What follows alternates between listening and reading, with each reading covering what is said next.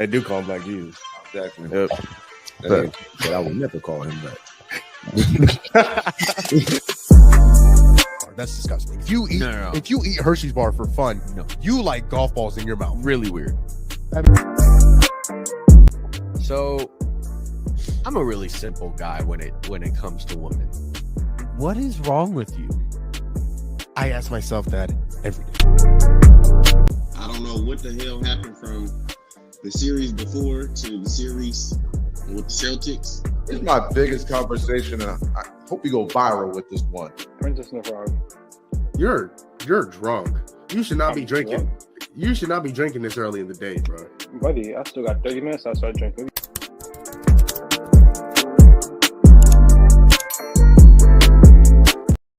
Welcome to Gumball Sports Machine, the show in which we love, we laugh, we hug, we cry, we smile, and most importantly, we are positive. Don't forget, this is your favorite show, your favorite podcast. If you have not already, hit that like and subscribe button. If you don't mind hitting those two buttons for me right now before we go ahead and start, it would be much appreciated. Thank you all. We are here, and I'm here with my guy, my dog, David DLO, a.k.a. David, a.k.a. David Largo, a.k.a. co-host DLO, a.k.a. Flip. Say less. Flip, how you feeling tonight, brother? Hey man, there's a lot to talk about. So I'm feeling pretty good. I'm feeling pretty all right. Listen, I'm happy. You know what I mean? The energy on 10 right now. On 10. And on 10. Let me just start this by saying there is no better offseason in sports than NBA free agency. Not close. Not even remotely close. Nope. Absolutely not. And it is the best offseason in the world. It's because it's nonstop.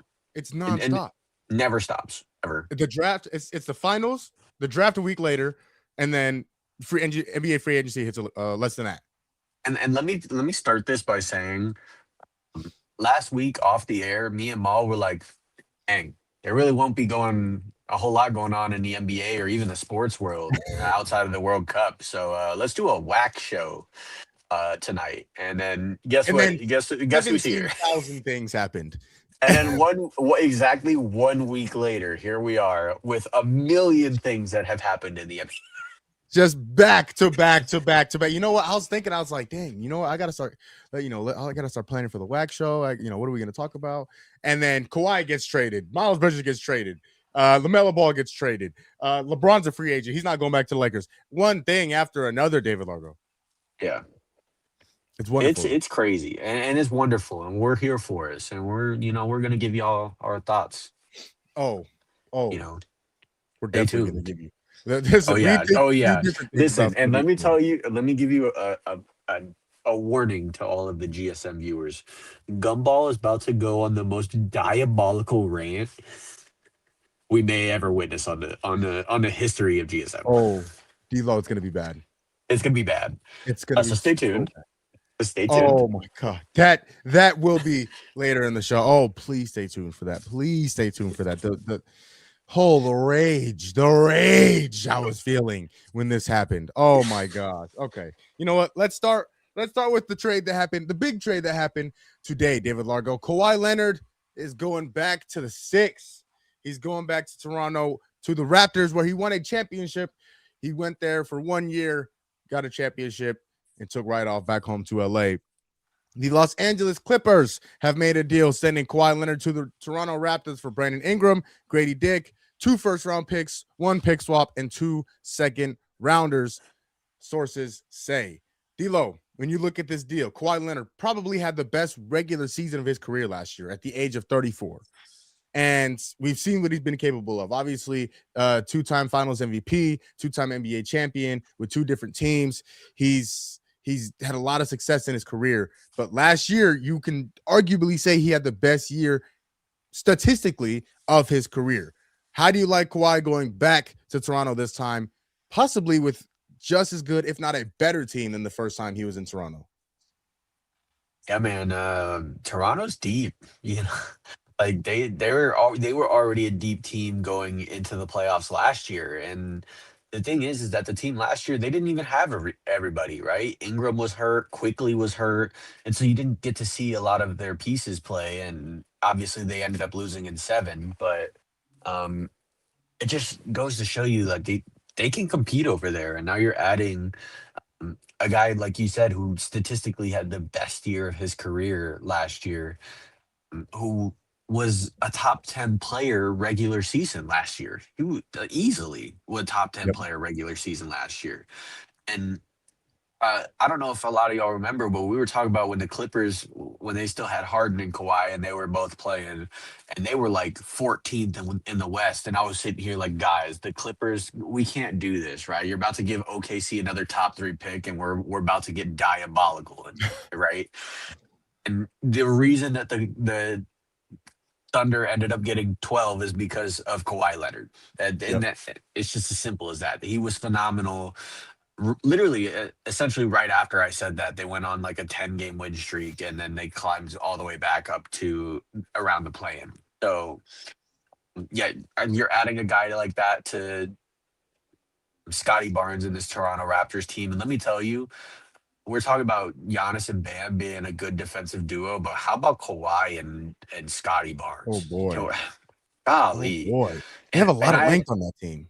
And I understand. Whoa. And I You know what? That's on That's you. on me. And that's on you. That's my bad. But no, we're talking about it, right? And obviously Kawhi is not the defender that he once was, because obviously his offensive capability is just so much higher, and you expect more on that side of the court. But that's not to say that he can't still play defense. He's still a phenomenal defender, and him next to Scotty Barnes, where you put Scotty on the primary because that's what Scotty loves to do, and you put Kawhi on the secondary. Oh man. Oh man. Oh man. So yeah, I think that this is going to be a great fit. I think they'll be probably still right around the seeding that they were, probably 4 or 5, just because the rest of the East is, the rest of the East.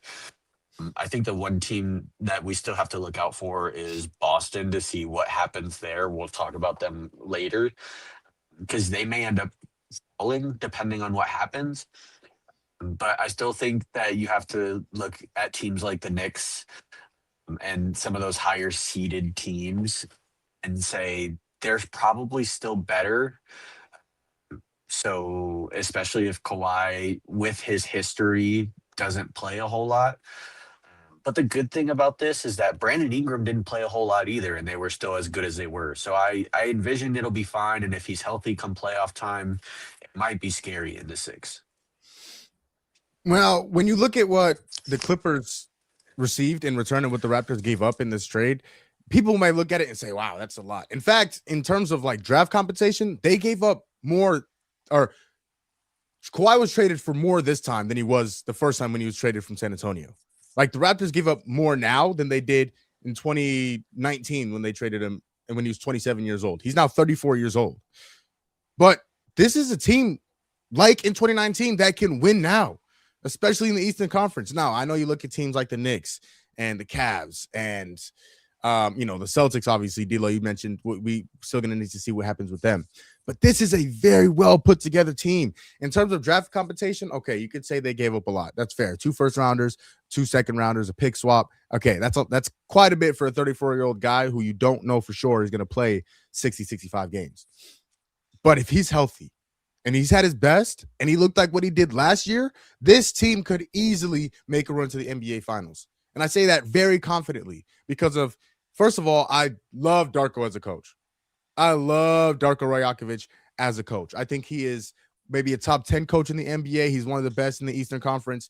He did a wonderful job with the Raptors last season, getting them to that 5th seed, I believe, and eventually losing to the Cavs in 7 games. He does a wonderful job as a coach. You keep Brandon Ingram. Obviously, you keep. I'm sorry. You keep Emmanuel Quickly. You keep RJ Barrett. You keep Scotty Barnes, of course. You still have Jakob Poeltl, who's a very good, serviceable big in the NBA. This is a very well put together team. And if you slide Kawhi in there, you put him at that 3 or 4 spot alongside Scotty Barnes. Now he doesn't necessarily need to go out and score 30. He doesn't need to be the primary option. He can be, but if he can't go get a bucket, okay, Scotty, go get a bucket. Emmanuel Quickly, go get a bucket. RJ Barrett, go get a bucket. And now a lot of his attention that he was giving offensively in LA, he can put some of that defensively in Toronto because he has other guys that can go score and other guys that can contribute offensively. This is one of the better starting fives you'll see in the Eastern Conference. And now, is it the best? No, it's not the best. But Kawhi Leonard inserted into this lineup, replacing Brandon Ingram.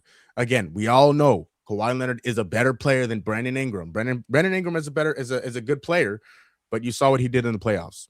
There was feces all over the bed in the playoffs. And for Brandon Ingram, Glorilla was like, "What is that smell in the bed?" You know what I'm saying? And it was Brandon Ingram's feces all over. He was horrible. He was good and terrible in the playoffs. Now you bring in a guy like Kawhi Leonard who's done it in the playoffs, done it for you in the playoffs, and now you have a chance to do it with him more experience and hopefully healthy so that they have a legitimate chance to go win an NBA championship and at the very least make it out of the Eastern Conference into the NBA Finals. So this is a great pickup for the Raptors. I mean, DLO is where does this put them in the East? Again, because we saw the Pistons be the number 1 seed. We saw the Knicks be the 3 seed. The Celtics be the 2 seed. Who's the Cavs 4 seed? I mean, where would you? The Raptors were the 5 seed last year. Do you see them moving up? Do you see them getting better next year with this addition of Kawhi Leonard? Yeah, I mean, I definitely think that they'll be better. Again, I don't know if they'll be higher than they are now. If they do, I think it's maybe only by a spot. And again, it comes back to what happens in the rest of the East, right? Obviously, if you're Detroit, you're more than likely losing out on Jalen Duren, which we'll talk about when that happens. But more than likely, they will be losing Jalen Duren. So if it's in a sign and trade, what are you getting back? And can it help you stay in that number 1 seed that they were all of last year? And if you're the Celtics, is Jaylen Brown on the team next year? And that'll be a big key contributor on whether they retain in the top 3 as well. But I think the only one that's really solidified is New York. I think that they will definitely be a top 3 seed next year, and they will be right back in the same position. Yep. I think Cleveland probably drops, in all honesty, because I think that they're losing, especially a lot of bench support. Again, this is all contingent on how much money James Harden will sign for, which we'll talk about a little bit later. So I guess you could probably have them there. I think Donovan Mitchell and James Harden still get you that seed, but you also have to think that Miami is going to be better with Giannis and Bam. Yes. So you imagine that they jump. So it's just hard to predict. I'd probably have them 4 through 6 still somewhere around there, but closer to the upper 3 than they were last year for sure. Yeah, I agree. I think the seeding, they'll be around the same, right? That 4 to 6 range. They're definitely not a play-in team. They're better than that. As long as they stay healthy, they're better than that. And I think where the real improvement is going to be in the playoffs. I think that's where you'll see legitimate improvement from last year and going into this next year, because again, you have a solidified guy who's been at his best in the NBA playoffs, and we've seen him do it multiple times, including with the Raptors. I think that's what we'll see the most improvement. But D'Lo, the star power is starting to even out a little bit in terms of the conferences. I mean, we've seen Giannis stayed in the East, of course. Kawhi Leonard now goes to the West. And we'll talk about LeBron here in a little bit. He could be going to the East possibly. It's starting to even out a little bit. Obviously, the Eastern Conference being the NBA champions this year with the New York Knicks, the star power is starting to even out a little bit. And I think that's going to be very, very good for the league just because, okay, well, now we know that like the top teams have a chance, not just the top teams in the West. You know, we're not going into the NBA Finals saying, oh, whoever wins the West is going to win the NBA Finals. It's now evened out a little bit more. And now you see Kawhi Leonard going to the Raptors. Giannis stays in the East with Miami. I think it's going to be – it gives the East more parity now because now it's not, okay, the Celtics are the favorite. We know the Celtics could come out the East. Who are they going to play in the West? And even if the Celtics do come out of the East, who's going to beat them in the West? You can't say that anymore. You can't just definitively say, oh, well, you know, the Celtics is going to come out of the East. Or like the Knicks. The Knicks came out of the East for the first time. So I think that's the parity in the Eastern Conference is very, very good now. And I think it's improved mightily. And I love what's going on. And I'm very intrigued to see Kawhi back in a Raptors uniform because that's where he wanted to go, D'Lo. that Sham said today, that's where he wanted to. He was comfortable there. He wants to retire there. He knows he can compete for a championship there, and we'll see. Again, I think he's very, very well suited to compete for a championship in Toronto, because of that team and because of Scotty Barnes' continued improvement, and RJ Barrett is still getting better. Emmanuel quickly. That's a very, very well put together team that could legitimately compete for an NBA championship, D'Lo. I don't disagree. And there are teams that, like, we didn't even mention that also could jump. So I think 4 to 6 is probably the right range. And the one that, because I'm now looking at the conference, the one that intrigues me the most, and if they get back to what they were, will be really scary, is the Pacers. Yeah. If Hallie comes back and is the Hallie that we know, they will be good again. Yes. And so that's a team that I could see also jumping again back to the slot that they were when they made the finals, that 4 to 6 range. But then playoff time, they just turned it up to another level. So that 4 to 6 range is going to be packed. I really think that the whole East is going to be packed. I think the East, for the first time in really a really long time, will be the better conference this year. Because with the West, you think it's just so top. Yeah. It's just so top heavy. So, I mean, unless something changes, and there's a lot that could change. I think the East will be more competitive, is what I'll say. I think it'll be more competitive. I can see 10, 11, 10 or 11 teams around 500 in the Eastern Conference compared to the West, where it's probably going to be 8 or 9, and then the 9 or 10 team might be below 500, things like that. Yeah. So I agree. I think I will say the East might be more competitive than the West, but like you said, the West is a little bit more top heavy than the East is. So Kawhi Leonard is going back to the Raptors, and Yassine, I'm very glad that you asked this question, because let's get to it, David Largo. Miles Bridges has been traded to the that's the one you want to talk about first. Interesting. Suns. I saw the comment and I was like, you know what? Let's talk about it, since Yassine wanted to know. Let's talk about it. Miles Bridges has been traded to the Phoenix Suns. The Hornets. Man. Actually, you know what? Scratch that. Nope. We'll come back to this later.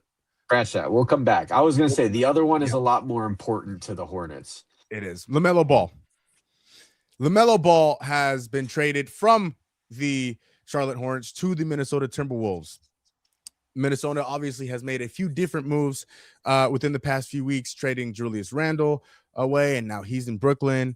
And they were looking to put another star alongside Anthony Edwards, and that star has been LaMelo Ball. D'Lo, when you look at this acquisition, in terms of the Minnesota Timberwolves, we'll get to the Charlotte Hornets here in a second. But in terms of the Minnesota Timberwolves, do you think this is a move that could put them over the top? We've seen Julius Randle be a part of this team, and we've seen Julius Randle help them get to the Western Conference Finals multiple times over the past few years. That hasn't worked out this year because he was horrible. Not it. He was not it this year in the playoffs. And now they bring in a guy like LaMelo Ball, one of my favorite point guards in the league. I love watching LaMelo Ball play basketball. It is going to be very interesting to see what he looks like when he is playing competitive basketball. He's going to be on a team that is looking to compete. He has not done that yet in his career. How do you think LaMelo Ball will fit in Minnesota with Anthony Edwards and the Timberwolves? I think the fit is great. The thing that concerns me, as does most of the stars that we talk about, is his health concern. The guy hasn't seen a whole lot of NBA basketball recently. He's just always been injured, and that kind of sucks. But when he's on the court, he's phenomenal. Yeah. The few things that I'm worried about is he can be a little impulsive with the ball at times, and he also can have very or shot quality. And if you're relying on being not only the primary playmaker, but also the second leading scorer in this case is what his responsibility will be. You have to just take more efficient shooting. And I think Ant will take some of that pressure off since LaMelo will no longer be, like the primary scoring option like he was in Charlotte. So kind of like the fit. I think Ant takes a lot of pressure on him. I think he'll get a lot more open looks and he won't have to sort of chuck whenever, like when he really doesn't have to. But again, he has to take care of the ball. I think him playing next to Rudy, if they end up keeping Rudy, is a very nice fit. I like the pick and roll there. Yeah. And even if you do a Mellow Ant pick and roll, I kind of like it. So I think it just works all around. I'm worried about their depth a little bit because obviously you get rid of Randall, you get rid of now Nas Reed, you re-sign Io, which is nice, but I think that they just need a few more pieces to fill out the bench, especially with Dante being out with the Achilles. I think that they just need another piece or two, and they'll be fine, especially if it's a big man. But I like the fit. LaMelo, I think this is either going to be horribly, horribly, horribly wrong. Like the Minnesota could look at this a few years from now and said, "Oh, we made a horrible mistake," or I feel like they could make the finals the next few years. Like I don't know if there's going to be any in between, and that's kind of what happens when you go after a guy like LaMelo Ball, who is established in the league but hasn't exactly played for too much. If that makes sense, because again, he's made the playoffs. He's made the play-in twice now. He's never made the playoffs. He is, I mean, when you look at him, he hasn't exactly showed a great amount of maturity in his career. And that's not to knock the guy, but it's maturity comes with winning basketball. And the Minnesota Timberwolves are a mature team. And I understand Anthony Edwards, he does all the jokes and he makes all the jokes and he's laughing all this, but you have seen him lock in and be at his best when he needs to. I may poo-poo on the guy a bunch, but I understand at the same time. No, just enough. Just enough. Not too much. No, absolutely not. Absolutely not. But we've seen him be at his best when he needs to, for the most part. My question is, how are these two going to get along? Because this is what I see going down, DLO. This is what I see going down. These are two guys that love to joke and love to have fun. Okay? And Anthony Edwards and LaMelo Ball. I think they're going to do that, and I think that's going to help them build chemistry on the basketball court. They're going to joke. They're going to have fun. LaMelo Ball is going to throw lobs to Anthony Edwards. They're going to have, one's going to have 40, and the other one's going to have 20 and 15, and they're going to have a bunch of fun on the basketball court. Okay, one thing goes wrong. Now a serious conversation needs to be had. Are they going to be willing to have that serious conversation? Again, I've seen relationships like this. Two guys that love each other. They're joking around. They're having fun. They're doing this. They're doing that. They're laughing. And then something goes wrong. And they're either not willing to have that serious conversation in terms of the elephant in the room, whether it's they go on a 5-game losing streak and one of them is not doing what they're supposed to do and the other is trying to hold the other one accountable. Or, again, they don't have the conversation. Or when they do have the conversation, one of them takes it personally, and then they start doing little sensitive, dumb stuff. That very well could be this relationship. And if it's not, I would be surprised. But again, I do think that these two together is going to be very interesting in terms of their relationship on and off the court. Because I think there might be a time where Anthony Edwards might look at LaMelo and say, "Hey, you did this wrong. I need you to do this next time." And LaMelo might be, but you and I was just joking. We was doing this and that. We were laughing, and now you're mad at me. And then he might take it personal. Again, maybe that's not the case. I've never met LaMelo. I don't know him. That's just the kind of the personality that he gives off to me, in my opinion. Again, I could be very wrong, but I think again this is going to be either very, very good to where they could be in the NBA Finals within the next 2 or 3 years. Or this could be very bad where they're getting first round exited for the next 2 or 3 years, or if even not, making it into the first round. I think this is a very risk reward type of deal for them. And I think that has a lot of potential, though. I do think this duo of LaMelo Ball and Anthony Edwards, excuse me, Bless you. I think there is some potential surrounded around these two, and it'll be interesting to see how the Timberwolves build around these two now that they have their two corner pieces at the guard position. Thank you, by the way, for saying bless you. You're welcome, man. Thanks. Moving on to the original question, I don't know where Charlotte goes from here. What are they doing? I kind of thought that they had, some direction, some momentum. Obviously, you have Con Knipple, who, in my opinion, should have won a co-rookie of the year with Cooper Flag. Didn't happen. Whatever, it happens, right? Obviously, you get off of Miles Bridges, which we'll talk about later.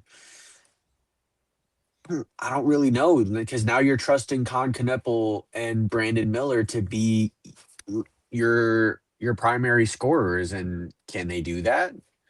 Maybe. I think they can. We haven't seen it.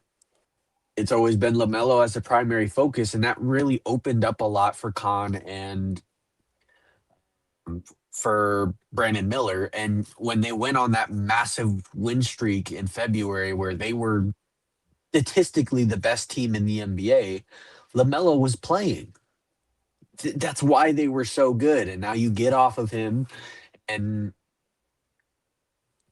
I don't know how it works. I really don't. Obviously, you go out and re-sign Kobe White, which that's a good pickup, by the way. I love Kobe White's game. He's a good player. But he just can't produce what LaMelo produced in terms of offensive gravity. And they don't have that offensive gravity guy anymore. And so that is really what I'm worried about with Charlotte. But they have a lot of depth now. Obviously, you got Naz Reid, you got Grayson Allen and Royce O'Neal in the Miles Bridges trade. You have a lot of good pieces, but you don't have the great piece. So unless Con Knipple and or Brandon Miller are taking that jump, I'm kind of worried about their direction. And today at work, we had on the Wolf and Luke show, we had on a Charlotte reporter, and we kind of asked him like, "Hey, what are the Hornets doing? They just had some success this year. They just gave everybody something to root for in Charlotte for the first time in God knows how long, and now they're blowing everything up. They're sending all their best guys away. They traded LaMelo, they traded Miles Bridges, and we're kind of like, why are they doing that?" And he basically said, well, this is a different ownership. That ownership didn't draft LaMelo Ball. The current ownership didn't draft Miles Bridges. They saw the little success that they had, but they don't believe this is the roster that will compete for, obviously, with the end goal being a finals NBA championship. And so maybe they're blowing it all up to stockpile picks and try and rebuild kind of the way that the Thunder did. I think that's kind of what they're doing.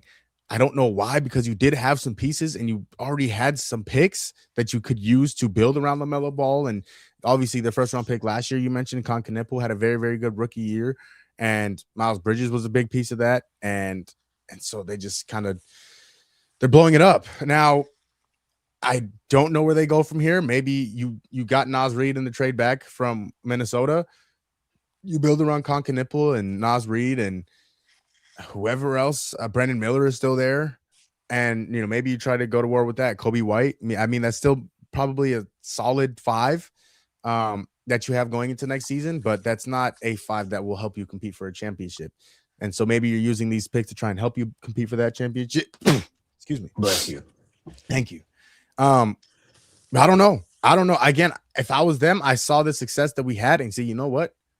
And with the job that Charles Lee did with that basketball team last year, you know what? We can get better. We can get even better after this. But they want to go in a different direction. And they saw what they did with Con Knipple. He was obviously a hit in terms of the draft picks. And, you hope that he gets better. And you guys, I think they're banking on continuing to hit on their first round picks that they've gotten from the Phoenix Suns and now the Minnesota Timberwolves. So I don't know. It's surprising me after the success that they had last year. They didn't make the playoffs, but I mean, they turned their season around about halfway through the season. And, for them to blow it up was kind of shocking to me, D-Lo. Yeah, because now I imagine them, they're, in my eyes, they will be a bottom 3 team in the East. Yeah. Oh, you think They so? will be. Yes, 100%. Let's go through it. You think they'll be better than Boston, No, New York, no, Philly, no, Toronto, nope, Cleveland, nope, Detroit, nope, Indiana, nope, Atlanta, nope, Miami, no, Orlando, no, Washington? no. Okay. So the only teams I didn't name are the teams that I think that they could be better than, which is the Chicago Bulls and the Brooklyn Okay. Nets. Those are the only two teams I did not Wow. name in the East. They didn't have Oh, a and the top 3 pick Bucks. this year. And the Bucks. They'll probably be better than the Bucks. Yeah, they'll probably be better than the Bucks. And they But didn't have those a are top the 3 pick this year, right? teams. No. So they could have a top 3 pick next year. They're probably going to tank. So when you're looking at it, they will more than likely won't even make the play-in. No. I'd be shocked. I'd be shocked if they made the play-in. So Somebody it's would have like- to fall drastically. And again, this is all contingent on Brandon Miller and Con Knippel making the jump. Because if they make a decent jump, like maybe they compete for the 10 slot with a team like, Atlanta or Washington if they can't stay healthy, Orlando if they can't stay healthy. Like maybe they can compete with those teams for like that 10 seed play-in. Yep. But I doubt it. It's tough. It's tough. It's really So tough. yeah, I mean, I wanted to take the time out to go through that because I really don't see them being a whole lot better than 11. I really don't. And they're going to have to wait a few years to actually be good again, too. Yeah, It's been a while since they've even been like they were competitive last year. especially with the new anti-tanking rules. Dude. You can't have consecutive top 3 picks. You can't have so many lottery picks in a certain amount of years. And Did they not take that into consideration? I don't know, but when you look at it, I don't know. Like I don't know. Flattened odds. So even if you do tank, like it's not going to help you. It's not going to help. Wow. Yeah. So I don't know the direction of Charlotte. I don't know the direction of Charlotte. That is unbelievable, man.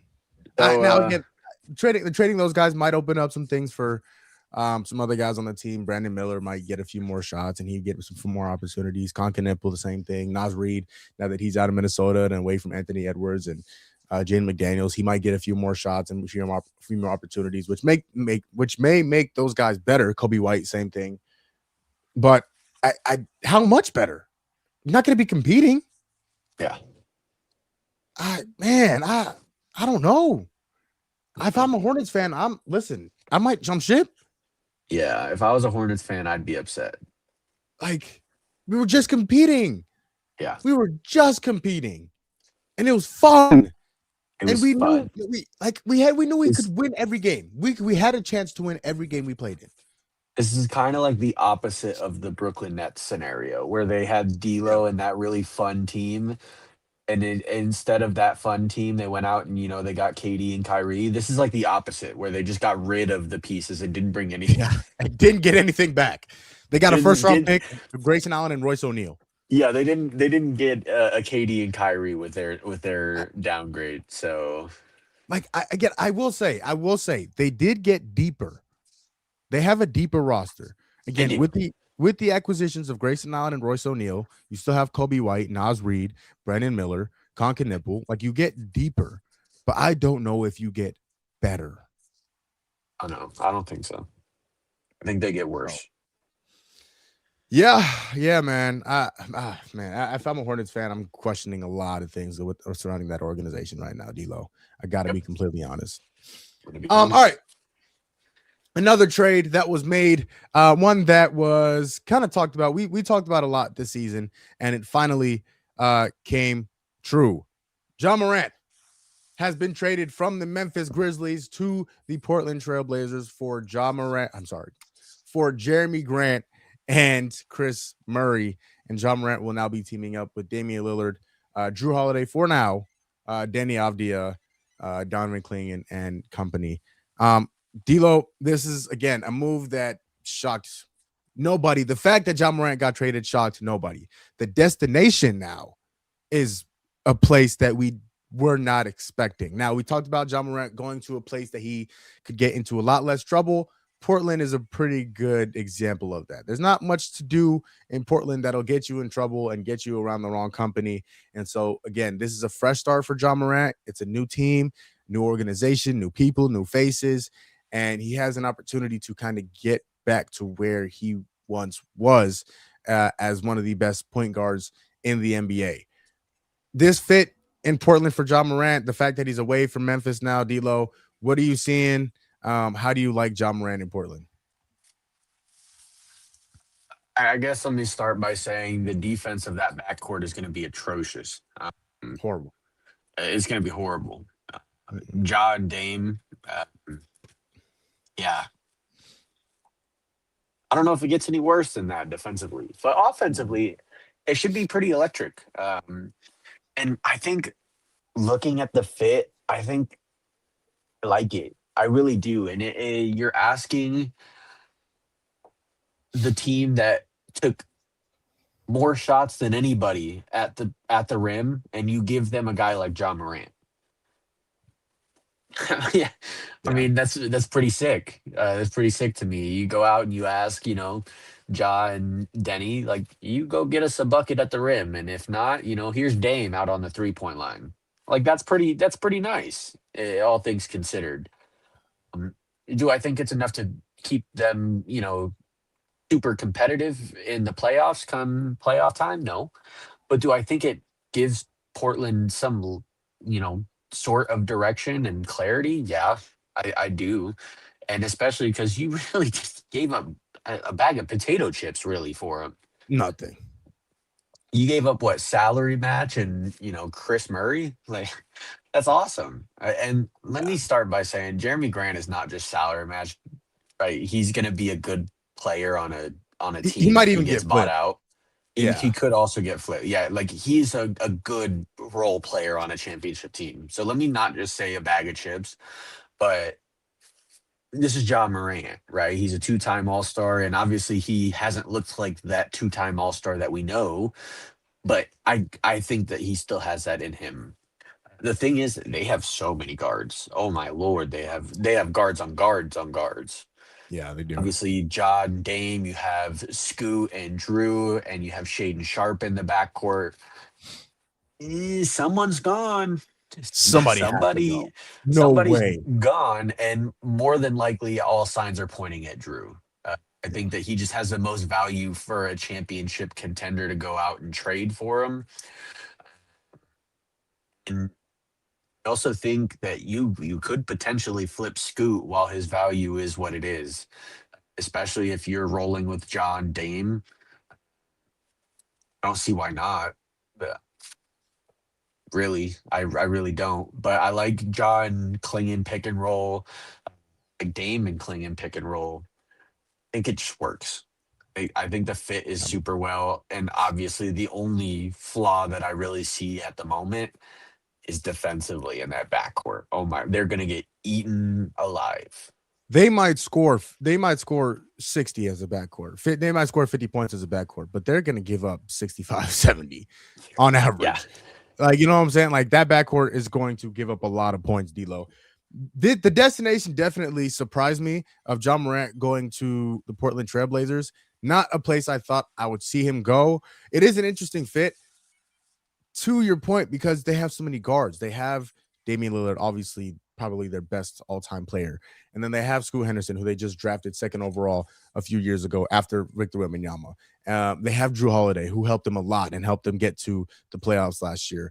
Shaden Sharp also in that backcourt. Obviously a bigger guard, but still at the end of the day, a guard. That guard room is very, very loaded, and one of those guys is going to go, like you said, D'Lo, probably Drew Holiday. But again, I'm more happy for John Morant that he gets a fresh start.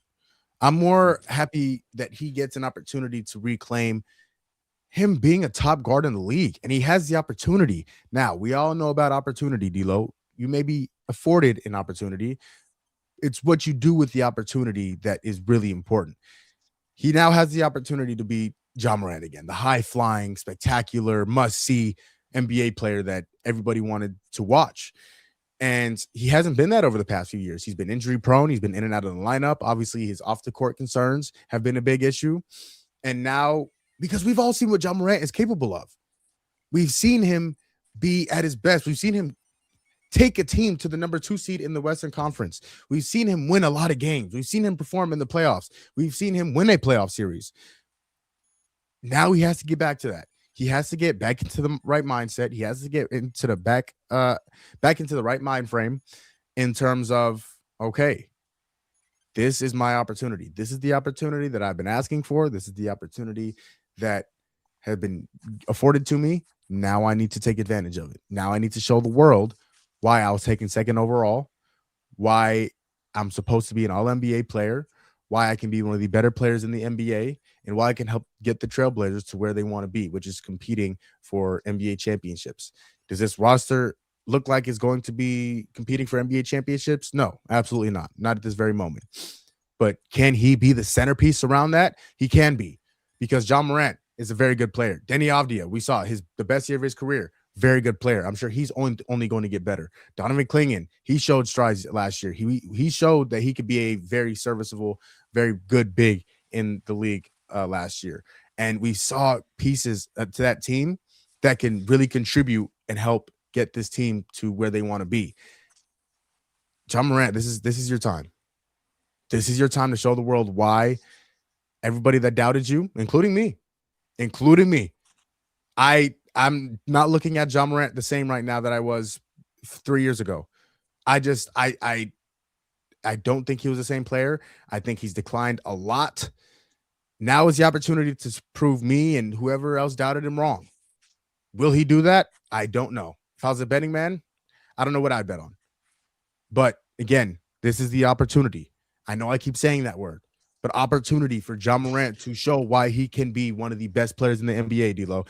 And I'm very curious to see how he'll take advantage of that opportunity. Yeah, I agree. So Ja Morant to the Portland Trailblazers. Okay, now here we go. Miles Bridges, and here we get to my team. Miles Bridges has been traded to the Phoenix Suns. This came down on Sunday afternoon. Boy, do I have some thoughts on this, David Largo. They're gonna take a while. So, let me take off first. Because when you look at this, obviously there's a lot that comes with it. Just initial reaction: Miles Bridges getting traded to the Suns. The initial reaction is that I like the trade. I don't think it's a bad trade necessarily. Part of me is like, well, I mean, you're getting the better player, because I do think Miles Bridges is a better player. But the other part of it is, you already had too many guards, right? Obviously, you have Book and Jalen Green.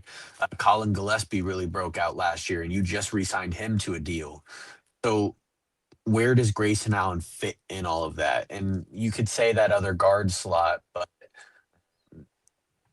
just didn't really see. Grayson Allen was involved in the trade, so Grayson Allen's going back to Charlotte.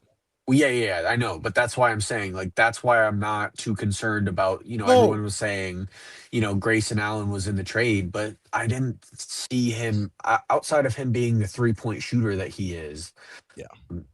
Especially with the breakout of Colin Gillespie, I didn't see, because I didn't watch a whole lot of Suns games, being completely honest, 100% honest here. Didn't watch a whole lot of Suns games, but when I did, I didn't notice him on the floor a whole lot. He wasn't sticking out to me. And so I'm not very upset that he was in this package. If I was Phoenix, the thing that I'm upset about is the pick, right? You give up an unprotected first-round pick, which you already don't have a whole lot of those first-round picks, because you gave them all up when you got Kevin Durant, and then you got Bradley Beal, and then you have to trade picks to get off of Kevin Durant. Like, you have no picks, and so you're getting not only the unprotected first-round pick that you gave up to Charlotte, but then you also everyone's like, oh, but they got a first round pick back, but they got the least favorable first round pick back. You don't want that. A It's not, four you're teamer. not, Charlotte, you're Utah, Cleveland, and Minnesota. like, you're not getting that. You don't want that. You don't want that pick. And so when I look at it from that perspective, like you already don't have draft capital. You're in a Western conference that's very top heavy, where you just need a guy.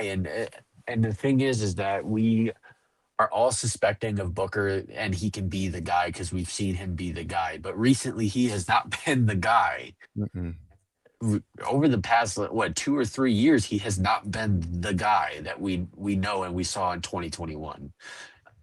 And so that's scary a little bit. But again, I think that they got the better player, and I think that they got the better fit out of it because I think that they needed one of those, semi power forward, small forward, depending on where you play him. I think they'll play him at the 4 just because Dylan Brooks will be at the 3.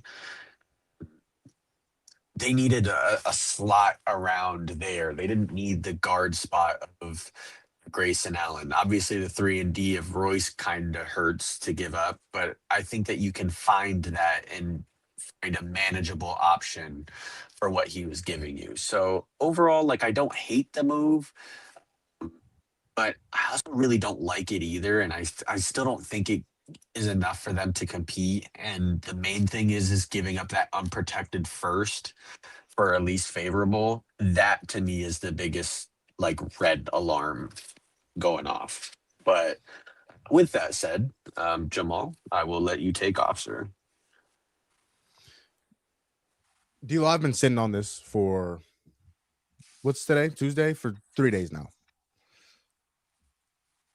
I'll start with the on the court stuff. I'll start with on the court.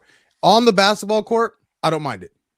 Now, giving up that 2033 first round pick hurts a little bit. Not gonna lie. Unprotected, that one hurts. That one hurts because DLO, is there another team? Okay, I'm gonna ask you this honestly. Okay, is there another team in the NBA that would have given up a first round pick, an unprotected first round pick for Miles Bridges? No. I don't think so. So first Unless of all, you're like Brooklyn, Brooklyn would do it. And Brooklyn is a, if you would grade Brooklyn as a franchise, a D- F, But right? poverty, yeah. Yeah, No, we don't have to talk about them, but I had to point it out. No, it's a great point. It's a great point you make, D'Lo. Okay, so that's number one. That's the number one problem I have with it. No, I'm sorry. That's one of the problems. That's not the main. One of the problems I have with it. So you give up an unprotected 2033 first round pick for Miles Bridges. I don't think another team would give that up. But okay, you're the Phoenix Suns. You like Miles Bridges enough, you'll give up that first unprotected first round pick. Okay, good and fine and dandy. You get a first round pick back. It's not going to be a very good pick. It's not, but it has the first round title attached to it.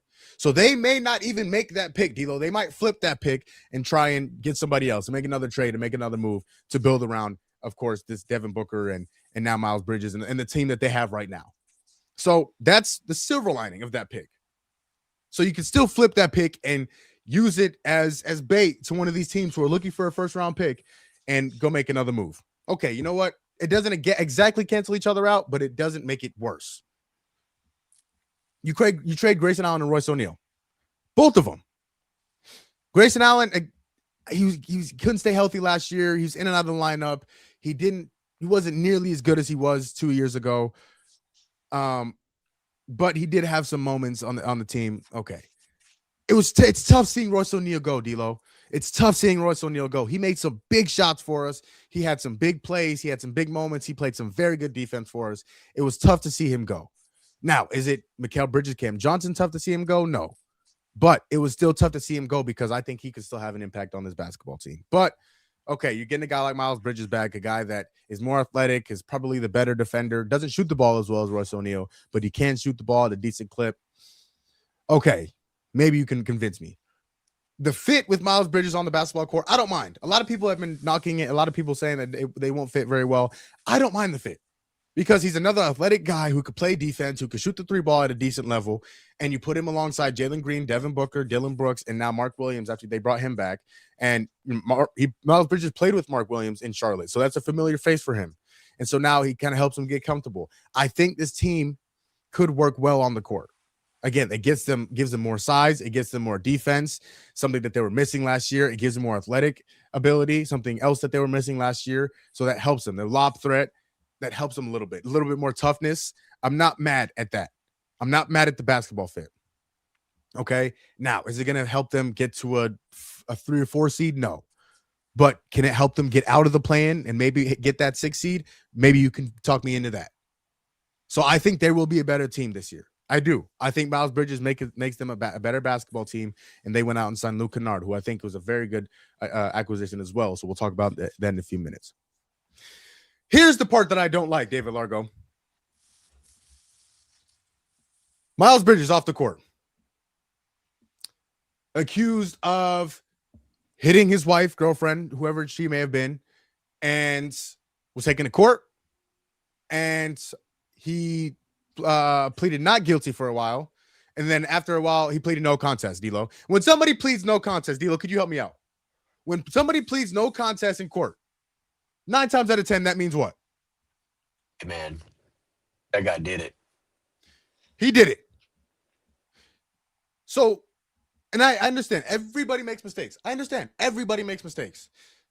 This is a year ago. Brian Gregory, the general manager of the Phoenix Suns, that was saying, if there's a guy, we need to be aligned, right? That was the word.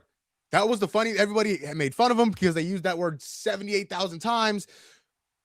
Everybody within this organization needs to be aligned and fit the character that we are looking to bring guys in, whether it's players, whether it's coaching staff, whether it's front office members. Everybody needs to be aligned and have the character that needs to be put in this locker room for us to win a championship. Miles Bridges pleaded no contest for domestic violence. I've never met the man in my life. I've never met Miles Bridges. And again, I understand people make mistakes. The example I'll use is Ray Rice. We all know Ray Rice in the infamous video in the elevator. I'm not going to go into detail, but the video of him and his wife in the elevator. We all know the video. Here's the difference, D-Lo. Ray Rice never played another game in the NFL. Never played another game in the NFL after that. Since then, him and that same woman are happily married. The best that they've ever been. And he has continued to go to events that help anti-domestic violence. He has continued to go and show his face at events like this to realize he made a mistake and he will never do it again. He has continued to show people that he is getting better, that he made a mistake. You know what Miles Bridges does? Miles Bridges violates his parole, throwing pool balls at this same woman's car that he was accused of hitting with his child in it. This child was in the car and he's throwing pool balls at the car. This was after he pleaded no contest to hitting this woman. This is the guy you're bringing into the locker room. David Largo, just as I was starting to believe in this regime, you know what? We look good this past year. We got a good return from the Kevin Durant trade.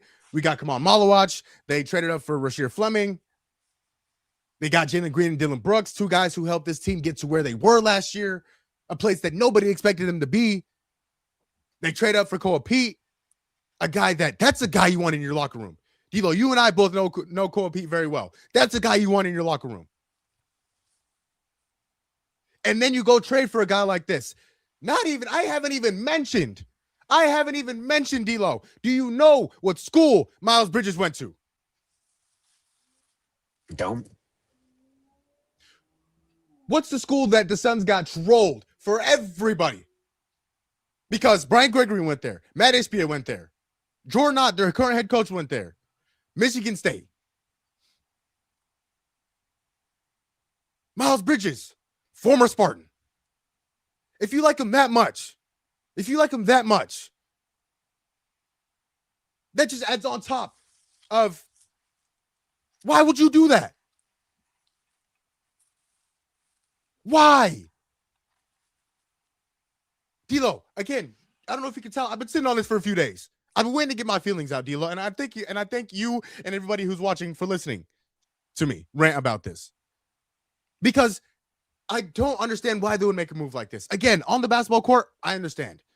He's a good fit, in my opinion. I think he's going to play well with them. But the character of this guy, the things that he's done.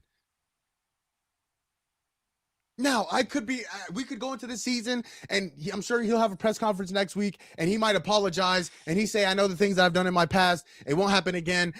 He might say all this stuff. He might. Words are just words.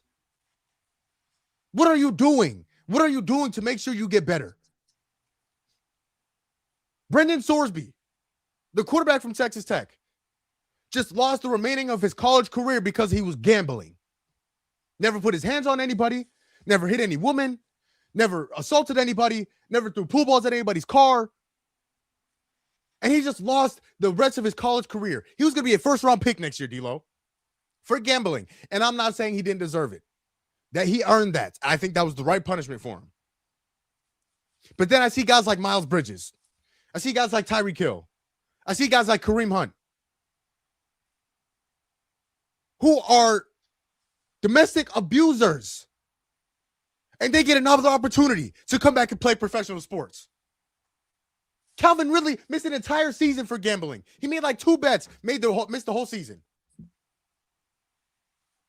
Yet, Kareem Hunt, 4-game suspension. Deshaun Watson, 10-game suspension. Whatever it was, 8-game suspension. The punishment around the league needs to be more even. There's no reason. And again, I understand Miles Bridges missed the entire season in 2022, 2023 due to this situation. But it wasn't because he was suspended. It's because the trial was going on. And there was an investigation. Yeah, I think his actual suspension was only like 25 games or something like that. 25 games. DeAndre Ayton got the same amount for doing PEDs. Why are those 2 punishments equal? Yet, the Phoenix Suns, D-Lo, just as I was starting to believe in this regime, just as I was starting to have some hope in this organization, to think that we could actually make some moves that helps this team get to a championship. To think, okay, you know what? They're bringing in guys that would help this team. They're bringing in the right guys, the good guys, the guys with the right mentality. And then you bring in somebody who pleaded no contest to abusing his girlfriend or wife in front of his children. And I'm only so upset because this is the organization I root for.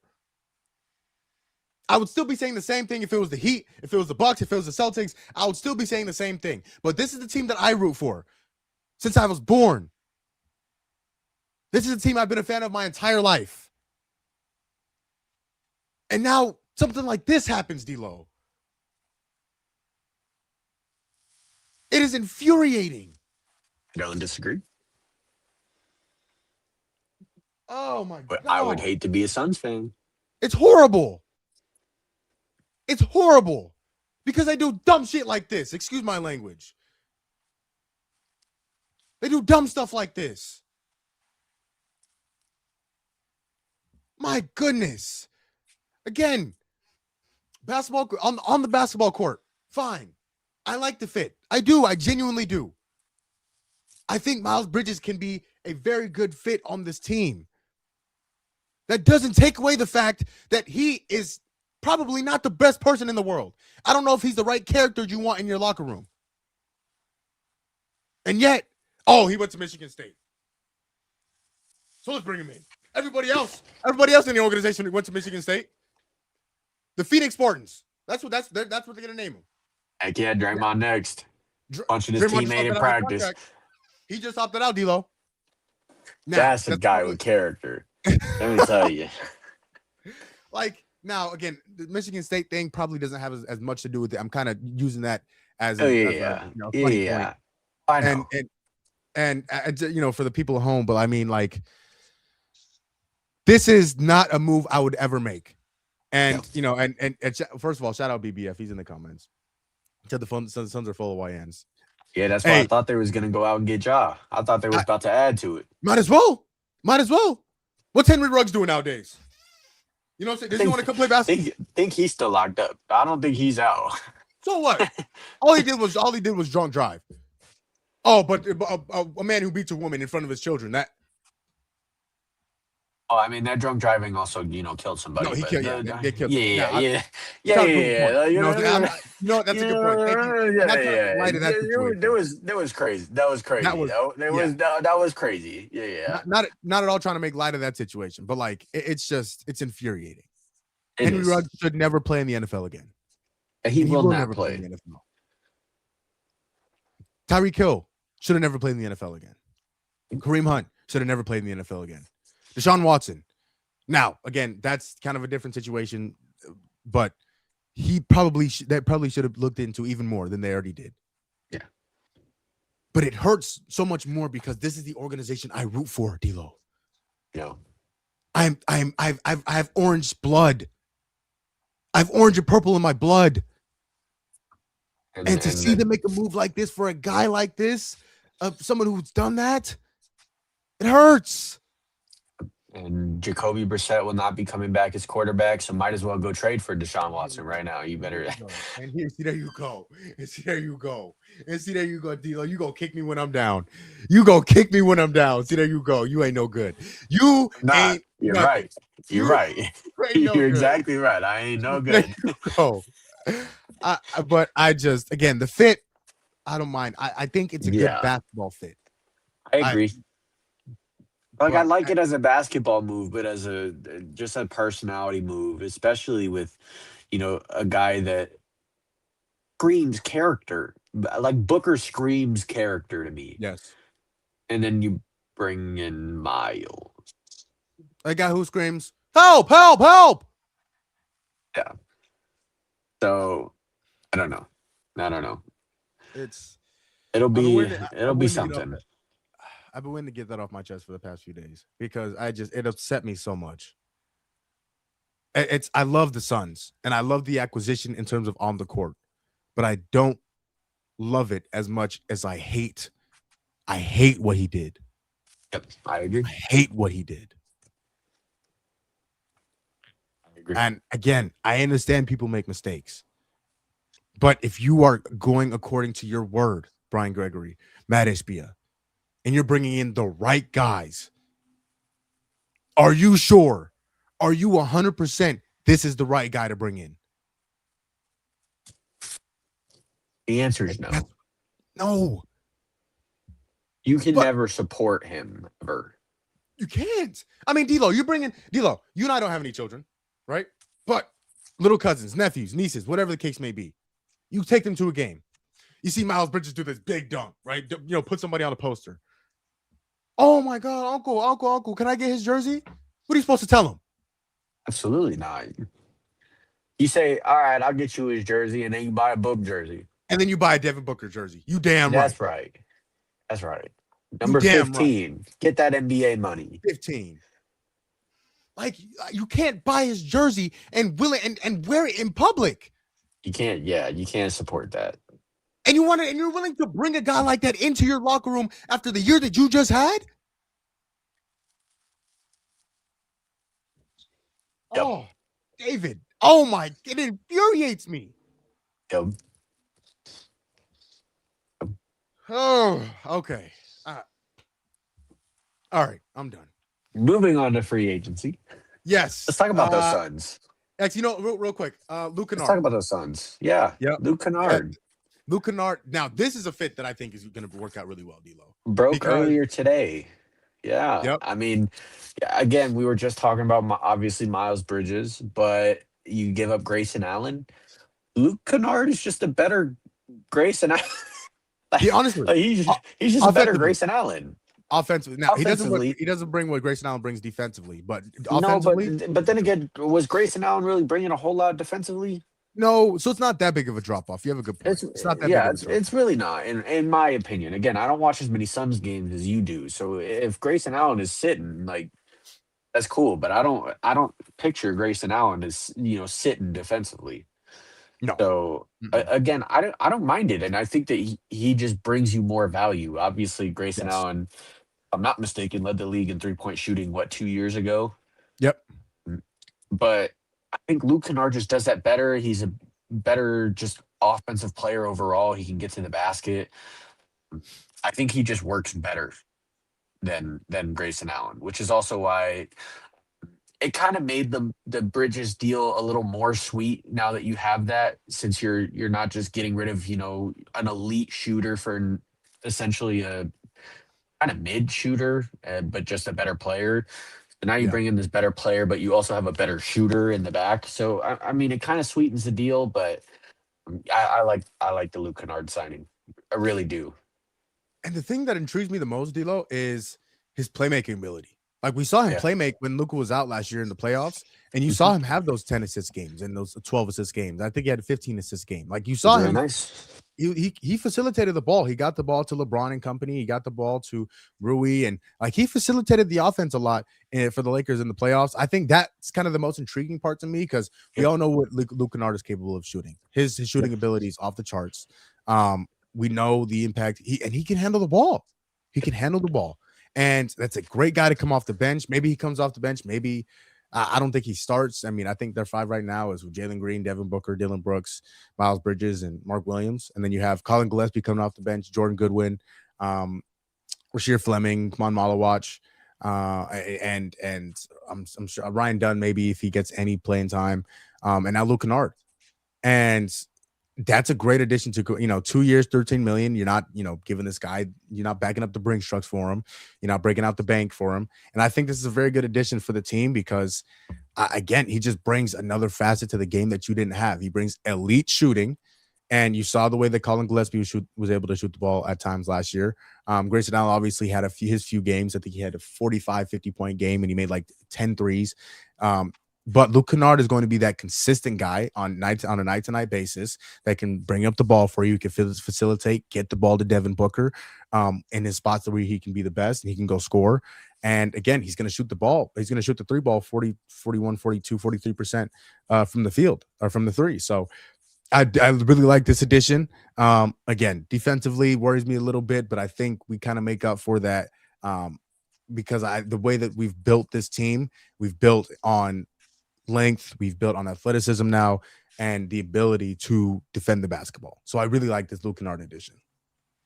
Yeah, and again, shout out to Colin Gillespie. I know I was saying it all season, but really shout out Colin Gillespie because he also just got a new deal and nice new deal. He earned it, and he earned it. He absolutely did. He earned every penny of it, and I hope that he continues to play well. Yep.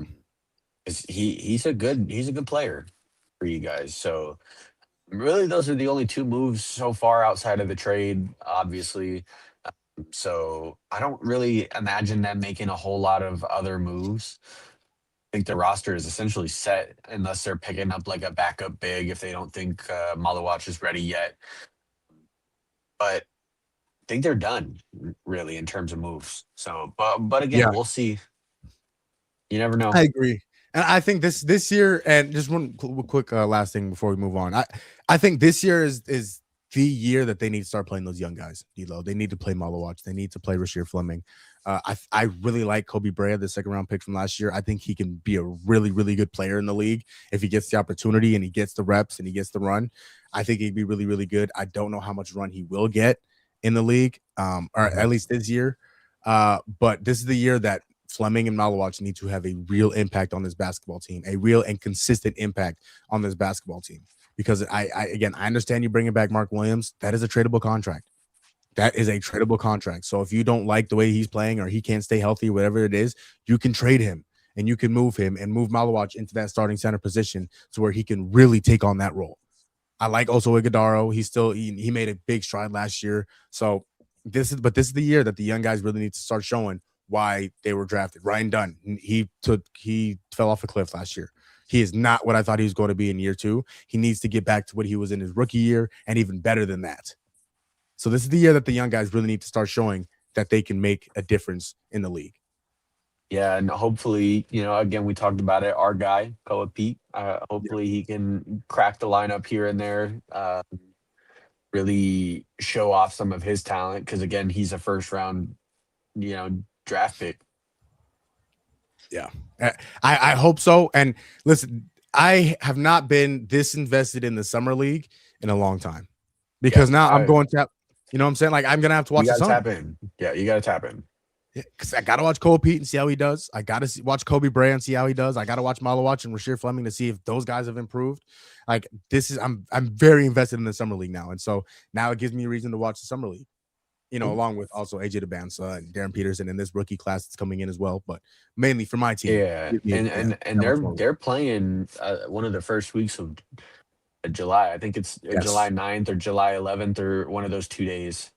Yeah, it's coming up here Is with AJ versus Darren Peterson. So that's gonna be keep an eye out for that 1 versus 2. And Darren Peterson has been saying it all along that he thinks he's the best player of this draft class, and so AJ is going to take it personal. Darren's going to be out to prove himself.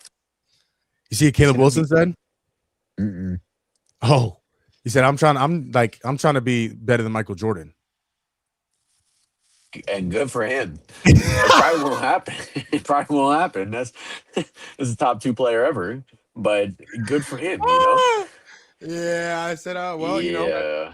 I mean, his defense, but I like guess that's the bar goal, though. That's the bar, that's, you know what I'm saying. If you're not shooting to be the best, why are you playing? Exactly, especially in Chicago, where Michael Jordan obviously is a legend.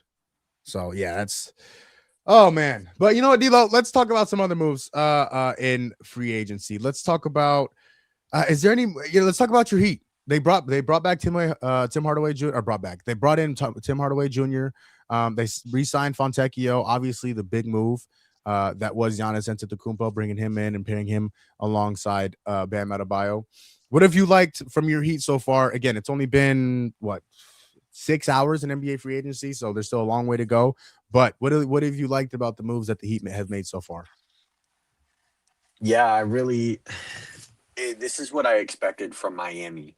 You get a guy like Giannis and you pair him with Bam, and the one thing that you need is people that can shoot the lights out of the basketball. And so you go in and you re-sign Fontecchio, who was a really decent 3-point shooter. He shot 37% last year on a pretty decent volume, clip wise. Right? You still have Pele Larson, who was really good for us last year. We'll get back to Andrew Wiggins because I want to talk about that a little bit. Yeah, but brought then him back. You also bring in Tim Hardaway Jr., who me and you both know has a heater, an absolute heater. Boy, when he gets hot, watch out. And he gets hot. And he was a huge part of why Denver was so good last year, especially their bench unit. He was second in 6-man of the year voting last year. Yep. And we bring him in on a 1-year, $6 million, team-friendly deal. He can't ask for much more. Mm-hmm. I'm super excited about that pick. And obviously, the big fish is Andrew Wiggins. He got his extension. It's a little bit different than I thought it was going to be because obviously he re-signed, but part of that re-signing is that he opted into his player option this year. And that I thought was going to be a bigger deal than it was because it doesn't give us as much mid-level exception as I thought that we were going to get. But at the end of the day, I don't think we'll need all of it for the move that Pat Riley is, I think, wanting to make, and we'll talk about that later. I don't think he'll need all of it. And so I don't have as much of a problem, but there was a lot of going around where Andrew Wiggins needed to make, 26 around there to have a full mid-level exception. And it just turns out that we didn't need all of it. So I like the deal, especially because we got him for $8 million less, almost $9 million less than what was going to happen for Andrew Wiggins, which is really nice. So took a nice pay cut. Won't kick it until next year after the player option, but I'm really excited that we got him on that team-friendly deal. And again, they just need to go out and get more shooters. You surround Giannis with shooters, and it's going to be a good time, really. And the thing is that defensively, we were talking about the Raptors, but golly, can we talk about Miami's defensive lineup? Oh, through the it's gonna front be court. scary. You have a front court of Wiggins, Giannis, and Bam, and then you have in my opinion, the best on-ball perimeter defender in Davion Mitchell. That's a scary defensive lineup, you know. That's so scary defensively. Um, and again, now you're surrounding all of those really good defensive guys with shooters.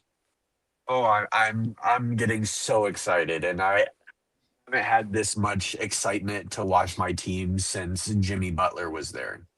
Yeah. So, and that's exciting. And again, as much as I liked Tyler Hero, he was my favorite player while he was here. I'm glad we finally picked a direction. So I'm really excited. I know I was looking at my watch earlier. Houston just signed Bogdanovich, which Yep. is kind of neat. They needed some scoring, much needed. They're supposedly also going after Marcus Smart, which I think will help them. Fred VanVleet opted in. So I think Houston is making a good chunk of moves as well. I think is there like a main signing I like the most? Probably not. I'd say the main one I don't like the least is, oh my God, Sacramento. $49 million for Zach LaVine because he opted in. Oh boy. That's so Oh tough. boy. Oh, it's so tough. Yeah, you're paying that guy $50 million this year. $50 million this year because he opted into his player. Yeah. The Kings, man. The Kings will be the Kings at the end of the day. Oh my goodness, man. I mean, other than that, there wasn't like a huge free agent signing. Everything else has been mainly trade stuff. Yeah, that's been the NBA free agency hasn't exactly been like crazy. It's like you said, it's been the trades. But I do really like what the Heat have done. Because I mean, when you look at that Bucks team, when Giannis won the championship with them, they were surrounded with shooters. They were surrounded by guys like Chris Middleton and Pat Connaughton and Bobby Portis, who is also in Miami now, who should be a contributor for that basketball team. And again, like, why can I not think of the other guys that are on that team? Probably because I try to erase that team from my memory. But yeah, like I Brook mean, Lopez, you guys, yeah. You had it rough. You had it rough, and it is fine. Yeah, no, not fine whatsoever. Actually, Drew Holiday, Chris Middleton, Drew Holiday, Brook Lopez, a bunch of guys that can shoot. I mean, because you have to fill in the area that Giannis lacks, and which is shooting the three ball. And again, I know we've seen these clips of Giannis making threes and Giannis doing this and doing that in the offseason, and we just haven't exactly seen it during the actual season when it matters. Maybe this is the year. I don't know. But Giannis, again, talk about opportunity. We talked about opportunity earlier with John Morant. This is an opportunity for Giannis to show that he can do it again. He can go back to the NBA Finals and he can make it back there and he can win again because he is still a top 5 player in the NBA in a lot of people's eyes. And this is an opportunity for Giannis to show why he is that good and why he is a top 75 player of all time and why he could be even higher than that. I'm very excited to see. I love the Andrew Wiggins signing, bringing him back. I think he could have a very, very big role on this team, being that number 3 option behind Giannis and Bam Adebayo, of course. Davion Mitchell, who is one of the best perimeter defenders in the NBA, just a absolute dog defensively. Pelle Larsson, the U of A product, he can shoot the ball really well, but he's going to have to be better this year. He wasn't exactly great this year in Miami, but he's going to have to make it that jump, that improvement for the Heat this year in order for them to get to where they want to go. Fontecchio, bringing him back, he should make an improvement this year. He should get even better. I like it. I like what the Heat are doing. I think the Heat are going to be a top 6 seed as long as they stay healthy. Giannis has to stay healthy. Bam is usually pretty healthy for the most part. I'm not really too worried about Bam. Andrew Wiggins is going to have to be the 2022 Andrew Wiggins when he was on that team with Golden State that won the championship. As long as this team's healthy and they do what they're supposed to do, Tim Hardaway Jr., if he's able to shoot the ball the way that he's been able to shoot the ball the past few years and help Giannis out, help Bam Adebayo out, and make those open threes when those guys get doubled, if they're able to play the way that they're supposed to be and the way that they're building around DLO, this team could be extremely competitive and has a legitimate chance to come out of the East. Yeah, and the other thing is that we didn't point him out because he was drafted on day 2, but the Heat also got the best shooter in the draft in Ryan Conwell. So the absolute best shooter in the draft fell to Miami. Shocker. That's an acquisition. Like that's what you have to fell to build Miami. We traded for him. But he fell for like where you got him. Yeah. But he wasn't supposed to be taken that far back. No. So and that's another acquisition. That's what you have to build. Shot a clip too. He was shooting like 9 on good volume too. Great volume. And great a percentage. Great percentage. That's what you look 9 for. attempts a game in college. That's how you build. That's how you build it in the NBA and around Giannis and Bam Adebayo, 2 guys who are not great 3-point shooters. So you have to where they lack, you have to build, and so that's what the Heat have done. But yeah, to your point, D'Lo, the Lakers are pursuing Quentin Grimes, and I think they have a verbal commitment from Quentin Grimes and Sandro Mama could, and then Rui Hachimura is still out there. I'm very intrigued to see where he go. I'm very, very high on Rui Hachimura. He's going to get a nice payday for the way that he played this year with the Lakers. I don't know where he could go. Oh man, he shot the ball at an elite clip from the field and from 3 in the postseason. Very, very intrigued to see where he goes. But yeah, it's Keon Ellis goes to the Nets, which I guess maybe you want a young guy.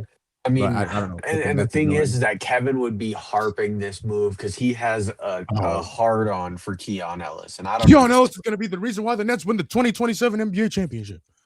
He was the reason that he thought the Cavs were going to win last year. Yeah, that was insane. That's the move. That was the one that's going to put him over the top. Now, did they make it to the Eastern Conference Finals? They did. Did they win a game in the East? I think D'Lo, you and I won the same amount of games in the Eastern Conference Finals as the Cavs did. You know what I'm saying? And we were sitting at home on our couch watching the game. So, bro, yeah. I have as many Eastern Conference. I say that I have as many conference finals wins as Donovan Mitchell right now. Donovan Mitchell. Yep. That is accurate. That's a very accurate point. Have we ever played? That is accurate. And I've never played a game in the NBA. Me either. Yet we have the same amount of conference finals wins. And you know it's fine. Awkward. Yeah, I have the same amount of Eastern Conference Final wins as former MVP James Harden. I'm just saying. And D'Lo, we're sitting at home on our couch watching the game. And I'm loving every minute of it. It's fantastic. That's right. Shout out to the Cavs sucking. Yeah, I don't mind it at all.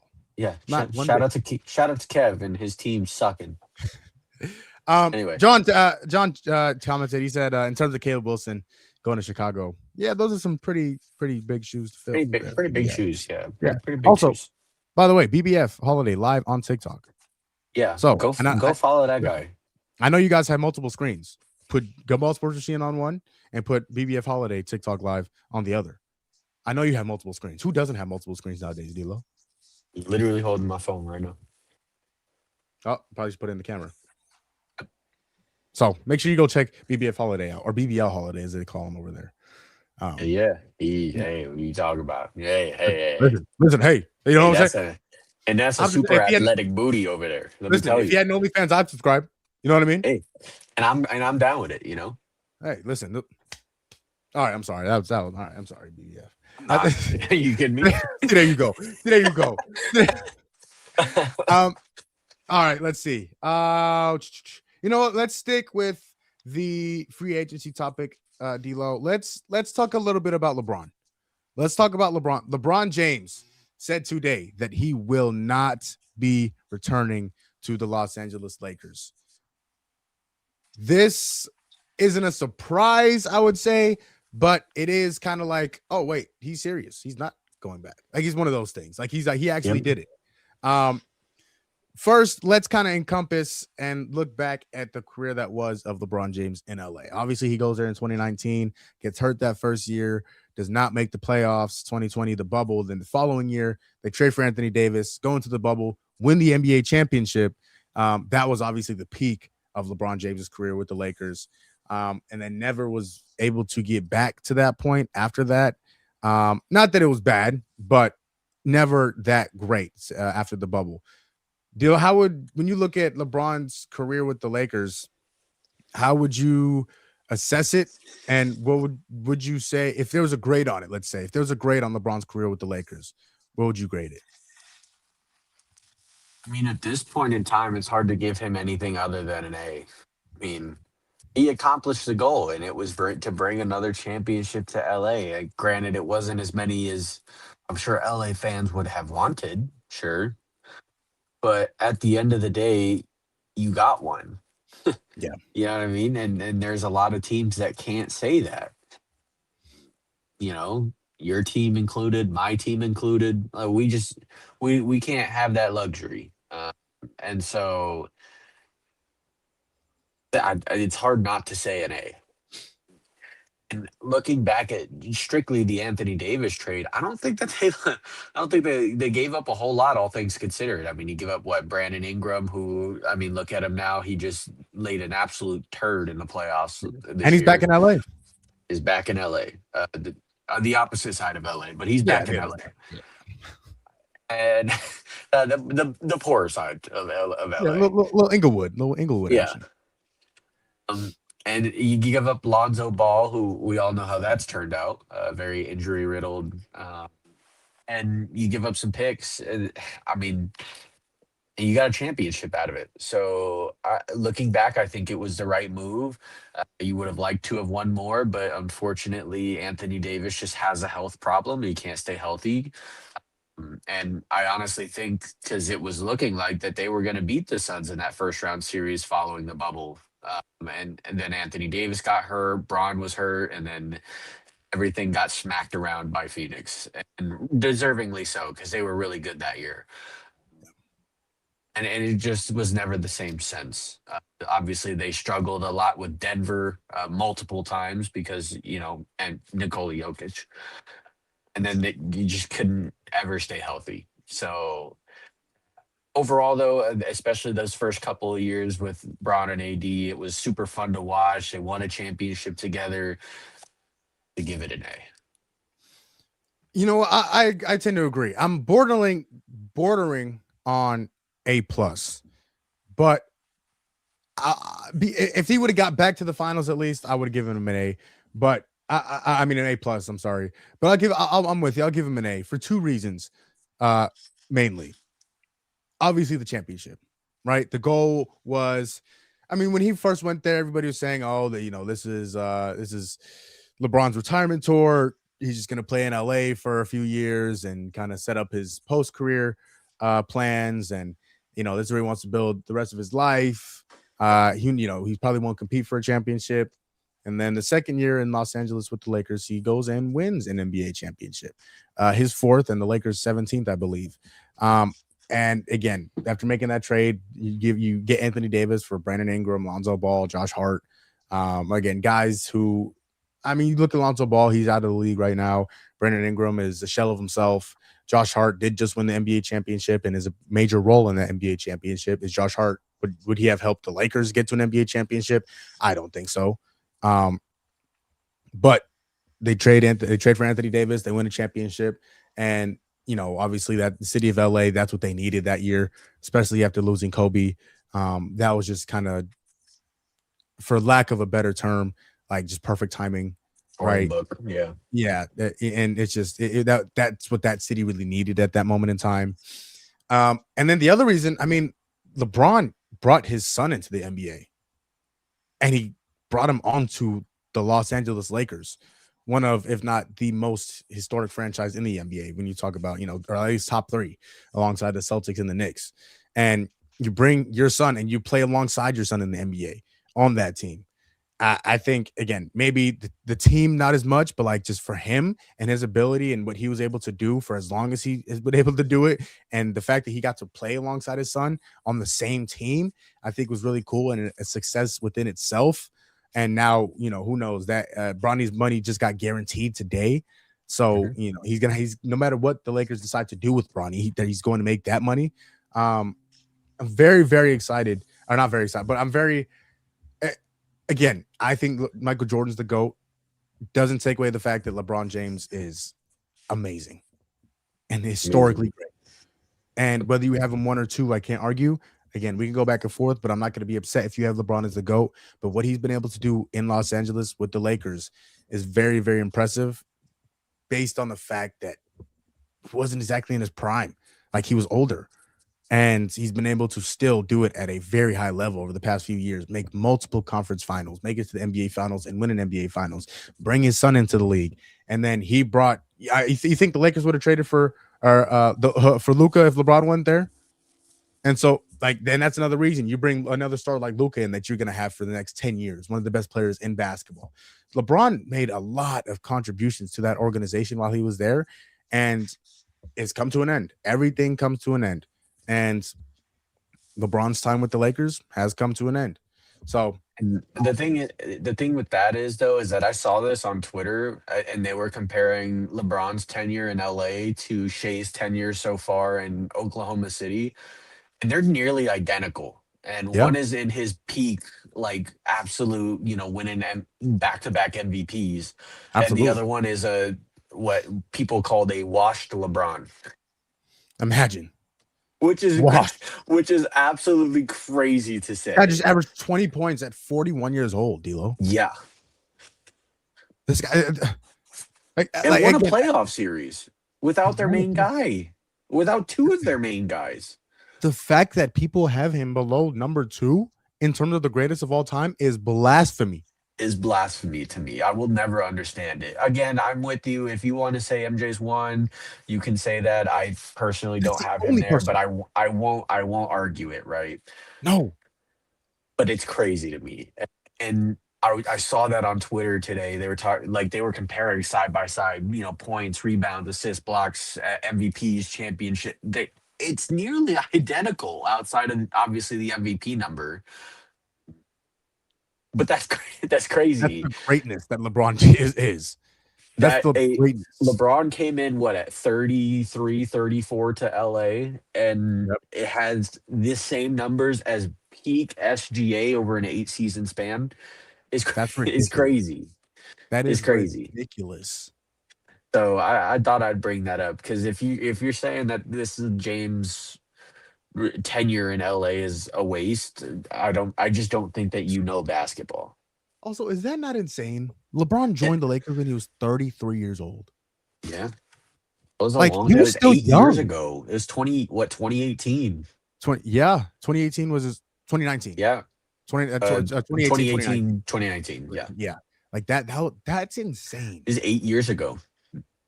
Like, and now he's 41. 41. Going on Oh, 42.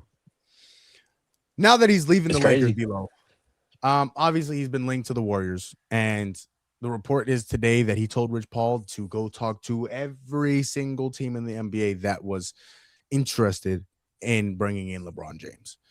We know the team that's been linked to him the most, the Golden State Warriors. You know, another team that's been a possibility in the Cleveland Cavaliers. Miami Heat, your team, has been connected to him, D'Lo. Where do you think, because I know you want him in Miami. Do you believe Miami is the best fit, or where do you think is the best fit for a 42-year-old LeBron James to play in what could be his final year in the NBA next year? This is such a tricky question to answer because ultimately it comes down to what does LeBron value the most? And nobody really knows. I mean, nobody knows. We all thought that LeBron was going to opt in. He was going to play his last year in LA, and it was going to be that, right? I mean, he was making $45 million if he opts into his player option. I mean, what are we doing, right? Yep. But he said, I don't care about the money anymore. Opened everything, right? So now it's not about the money anymore. So what is it about? And the three options that you listed, I think, all provide a different outlet. So I guess I'll start with the one that's probably least likely to happen, and that more than likely is Miami. I think Miami will probably be the least likely option of the three. But the thing that Miami provides that I think the other two don't is Miami gives LeBron the best chance to win another championship. Bingo. You have Giannis, you have Bam, they're filling him around with shooters. You add LeBron to that team, I think that instantly makes you a top 3 team in the East. And then you can go out and, assuming everyone is healthy, you can go out and compete with anybody in the East and you have the best chance at winning another championship. Yep. Is that what I think LeBron wants at this point? Maybe. I don't know. Do I think another ring helps his case any more than normal? No, not really. I don't really think a ring. I mean, maybe for some people it solidifies him above MJ. Some people still probably won't think so because, it's not 6-0, whatever. That's a whole argument for another day. I don't think that's really what he wants. So I think that that's probably the least likely option of the 3. Although him and Spo did have a really good relationship at Olympic basketball last year. So I wouldn't be surprised if it happened, but I don't think it's the most likely. I think that then moving on, the second least likely is Golden State. And the reason with Golden State is obviously LeBron has wanted to play with Steph for a while. Draymond, him and Draymond are buddy. But the other thing is Anthony Davis has been linked to Golden State over the past couple of days. And so you then bring back his old running mate and one of his best friends in the league. And you have Steph, AD, Bron, Draymond, Kristaps, and Pods. God, hate that guy. Horrible player, D'Lo. Very bad player. But it's just a bunch of guys that he wants to play basketball with. And for that, I think especially if it's your final year, your last hurrah, you go out playing the game that you love with a bunch of guys that you just want to play with. I think that'd be a really nice off, right? Yeah. But again, I think the most likely destination is Cleveland. I mean, you do your last farewell tour in the city that started it all. You always wanted to retire in Cleveland. You always wanted to be your last season as a Cavalier. I just think it's the storybook ending. And I think that's ultimately what will happen. I think it's what he wants the most. And while I don't think it gives him the best chance of winning, or I don't think that it gives them sort of the happiness that he's looking for, like if he were to go to Golden State, I think that it's sort of the bow on his career that he wraps it all up in Cleveland. Again, it's all determinant on what happens with James Harden. Still waiting on that guy. But I think he ends up in Cleveland. And that's interesting. It's really interesting that you say that because of, again, he's been linked to Golden State so much over the past, 24, 48 hours, however long this has been happening. And obviously we know, excuse me. Bless you. Thank you. Obviously we know how much LeBron has always wanted to play with Steph. I played with Steph on the Olympic team, of course, and they won the gold, and they had their crazy moments, their memorable moments that people will never forget. And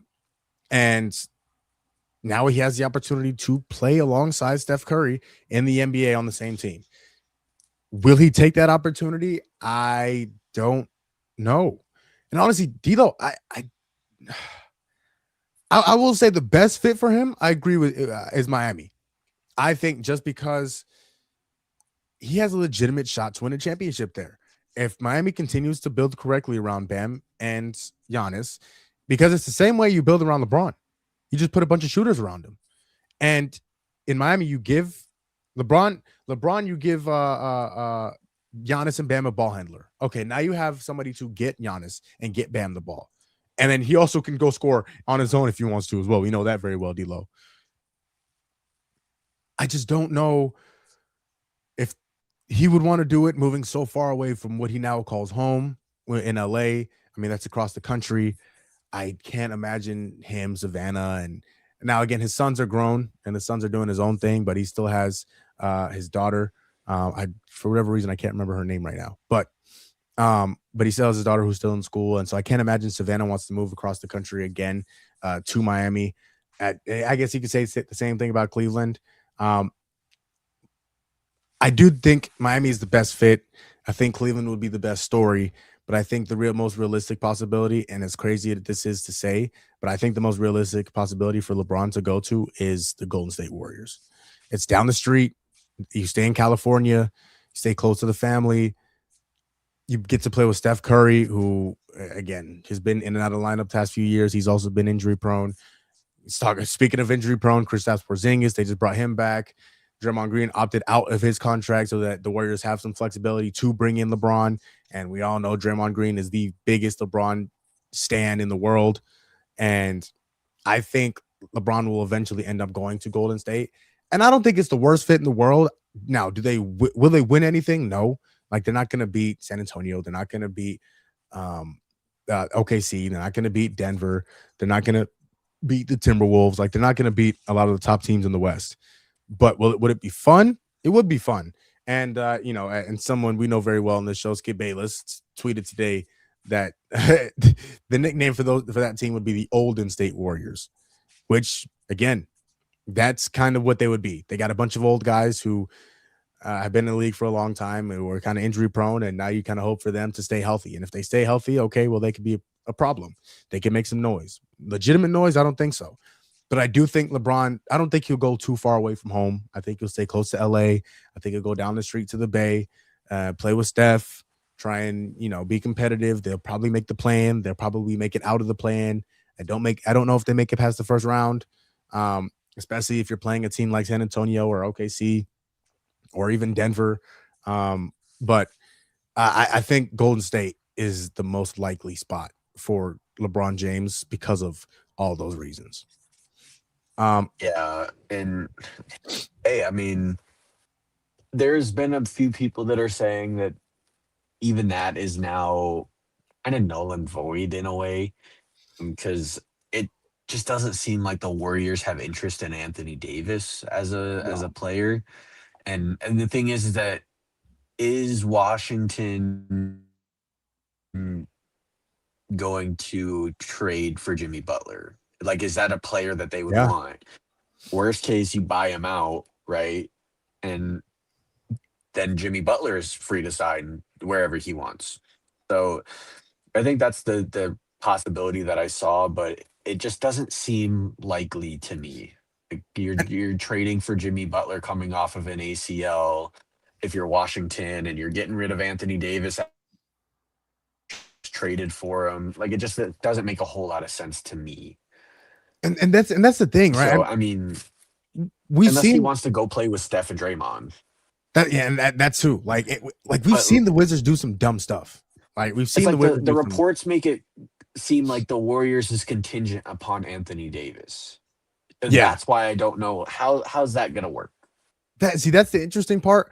But I just don't know why the Wizards would trade Anthony Davis. After, again, now you have a team that could compete in every single game. Like, you have a roster that can go into a game when healthy and compete. Like, they may not win every game, but they have the ability to compete with any team in the league. When you talk about Trae Young and Anthony Davis, and now a guy like AJ Demetriou you bring in, and you have a lot of young guys like Alex Sarr and Trey Johnson and Keyshawn George, and a lot of guys that can help you win games. Again, it would be a Wizards thing to trade Anthony Davis, but I don't know if they might be dumb, but they're not that dumb. At least I don't think so. To trade Anthony Davis after building a team that Anthony Davis could fit very well on, especially moving Anthony Davis back to the 4 and putting Alex Sarr at the 5. Like, I think this team could be competitive, and I don't think it'd be very smart for the Wizards to trade Anthony Davis, especially not even seeing what you could have with them and then trade him before you can see what you have. That'd be the biggest thing with me. And again, that's why I really do feel like he's going to go back to Cleveland. That's the main reason why I think he goes back to Cleveland. I just don't know if Steph and Draymond alone is enough to get him there, especially over, the enticing offer of either A, a championship in Miami, or B, the farewell tour that, Kobe got one. And I could imagine LeBron wanting one of those, right? I mean, it's LeBron James. Yeah. I mean, what player doesn't want a farewell tour on his final season? Like, he's not going to go out quietly. this is the speculation of, is this LeBron's last season? And it's hard to imagine that it's not, especially Yeah. if he's leaving the Lakers. Like, this has to be the last one. And for me, that's why it just screams Cleveland in my mind. Yeah. Again, I wouldn't be surprised. But again, I just don't know if LeBron is, again, I'm more basing this off the court stuff, like his family and Yeah. I think Cleveland is a great fit. And I think Mhm. Cleveland is absolutely like a realistic option for LeBron because again, they didn't bring back Dean Wade. That's the guy that was starting at the 3 last year. And Max Strus, who knows what he was and he was what he's going to be. And obviously you talk about the question mark around James Harden and how much they're going to pay him or if they're going to pay him, whatever the case may be. But I don't like I see it as a possibility. I don't see it as the most realistic possibility to me of him going back to Cleveland. And again, mainly because of the off the court stuff, his family, his businesses, things of that nature. Right. If that makes sense. He's got the school in Akron, though. He Yeah, he does. built a And whole school in Akron. And I think shout out to LeBron. Great guy. Oh my, again, D'Lo, I've said it multiple times. I personally believe he's the greatest athlete to ever walk the face of the earth. Like he's the greatest athlete in terms of on the court, off the court, how amazing he is on the court and how amazing he is off the court. I think he is truly the greatest athlete to ever walk the face of the earth. And built a whole school in Akron. He's a great father. Oh my lord. Absolutely. He's the example. Great father. He's like the opposite of Miles Bridges. You know what I mean? Oh yeah. Like, He'd been with Savannah for God knows how long. What? 23, 24 years, high school years. Yeah. Oh man, like that's never been in a scandal. Like stood up for all athletes with the whole shut up and dribble thing. Like, hey, he's just the example of a guy that it just screams lead. 100%. He's the bar. Like, love that guy. He's amazing. He's amazing. Yeah, he's the bar. Like he's what people should look at and say, "Oh, that's what I need to be. Like that's what I'm aspiring. That's the goal." Right? LeBron is the stars, but if I make it to the moon, I still live a pretty good life. You know what I'm saying? I still did a pretty good job. Yeah. All right, Lo, real quick, we'll spend a few minutes on this because this did come down yesterday, I believe. Malik Beasley has officially been indicted for his illegal gambling scams within the NBA and obviously people with the parlay and stuff. So he's officially been indicted. This is what we were talking to earlier. Like, first of all, why? You have so much money. I just saw Reggie Bullock have his own island. He owns his own island, D'Lo. That's from the money he made in the NBA. And I'm sure with investments that he used that to build more money, but started with the money he made in the NBA. And Reggie Bullock is not LeBron or Steph Curry or Kevin Durant or one of these guys that's made hundreds and hundreds and hundreds and hundreds and hundreds of millions of dollars in the NBA. You have enough money to live the rest of your life, yet you need this rush or you need this adrenaline or you need this action, excitement, whatever the case is, to whether it's to make more money or maybe whether it's to put more excitement into your life to go gamble. And now you're paying the price. And now, he could be facing federal charges and he won't ever play another game in the NBA again. Deservedly so. He's earned that, but it's dumb. D'Lo, him alongside with, Terry Rozier and Chauncey Billups and those guys who were also involved in it, but it's just dumb. And I've seen highlight reels or low light reels, whatever you want to call them, of him, like just funny clips of him, like obviously selling and like making sure that his either parlay hits or doesn't hit, whatever the case may be. Like, it's dumb, D'Lo. And it's really disappointing to see see things like this because this is the game that we love. This is the game that we love. And I know people's going to say that it's scripted and people have their own, controversial thoughts. The games are scripted. They're predetermined.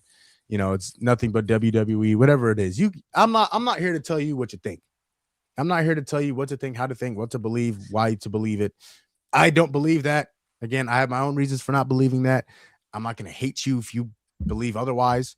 But this doesn't help my case saying that it's not scripted. And to have guys like this, and obviously we talked about Brendan Sorsby earlier, it's a little worrisome. It's literally worrisome, and more importantly, just stupid. Yeah. And the thing is that in the document that they released, they pointed to the games where he was, allegedly gambling. They'd said these were the ones. I think they listed like 4 or 5 games, and people went back and they're like, "Oh yeah, like I see that." It's pretty obvious. Like he took the under on 3.5 rebounds, and you see him just cherry picking down the court every single play, and it's like we see it. There was another one that I saw where he was over 3.5, and he looked like prime Giannis out there trying to grab rebounds. I mean, it's just it's crazy that the game has to come to this, and it really does suck because obviously this is a sport that we both really enjoyed so much. We both played it in high school. We continue to play it even now. Yep. And so the fact that it's getting slandered the way that it is kind of crazy. Obviously, Malik Beasley, you have Chauncey Billups, Terry Rozier, Jonte Porter got kicked out of the NBA a few years ago. Like it's just becoming more prevalent, and it really sucks because at the end of the day, you're making millions of dollars. Why do you need more? So much. It's either Why do you greed. need more?